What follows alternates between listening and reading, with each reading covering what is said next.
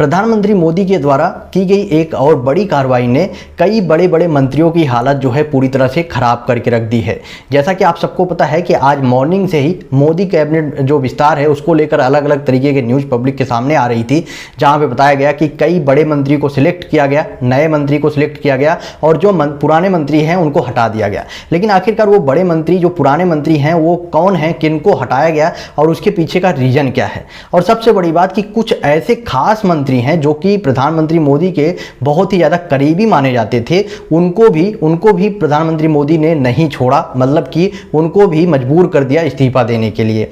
आपको बता दूं कि इनमें जो कुछ मंत्री हैं जो कि बहुत ही ज़्यादा खास थे, लेकिन पब्लिक की तरफ से लगातार उनके ऊपर डिमांड की जा रही थी कि इन सारे के सारे मंत्रियों को इनके मंत्री पद से हटाया जाए। और उन मंत्री पद में जो पहले और दूसरे नाम हैं वो हैं रविशंकर प्रसाद और प्रकाश जावड़ेकर।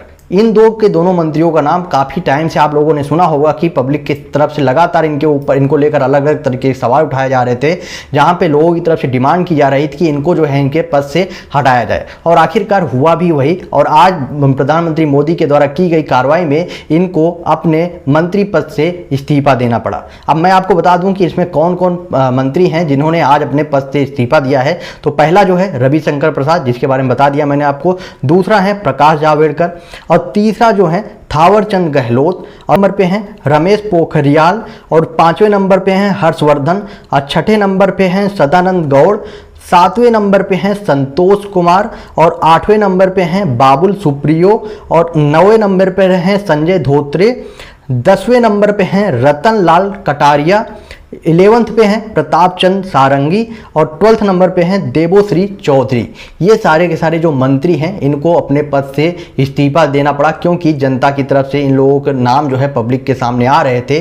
तो इस चीज़ को देख के ये कंफर्म कहा जा सकता है कि प्रधानमंत्री मोदी ने इस बार उन सब लोगों का जो पब्लिक की तरफ से डिमांड की जा रही थी उन सबको भी मद्देनज़र ध्यान रखते हुए उन सब चीज़ों को अपनी इस केस में बड़ी कार्रवाई की। और इन सारे के सारे जो मंत्री हैं जिनको लग रहा था कि वो सही से काम नहीं कर रहे हैं पिछले काफ़ी टाइम से, उनको उनके पद से हटा दिया गया, मतलब उनको इस्तीफा देने के लिए बोल दिया गया। और फाइनली इन सब के सब लोगों ने आज जो है इस्तीफा दे दिया है और इनके जगह पे दूसरे नए मंत्री को सिलेक्ट कर दिया गया है।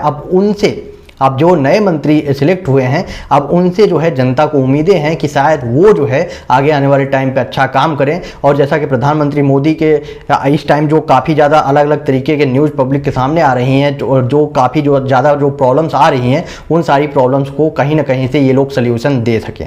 देखते हैं आने वाले टाइम पर इनके द्वारा क्या होता है। आपका क्या ओपिनियन है, आप अपना ओपिनियन कमेंट बॉक्स में बताएँ और वीडियो को ज़्यादा से ज़्यादा शेयर करें।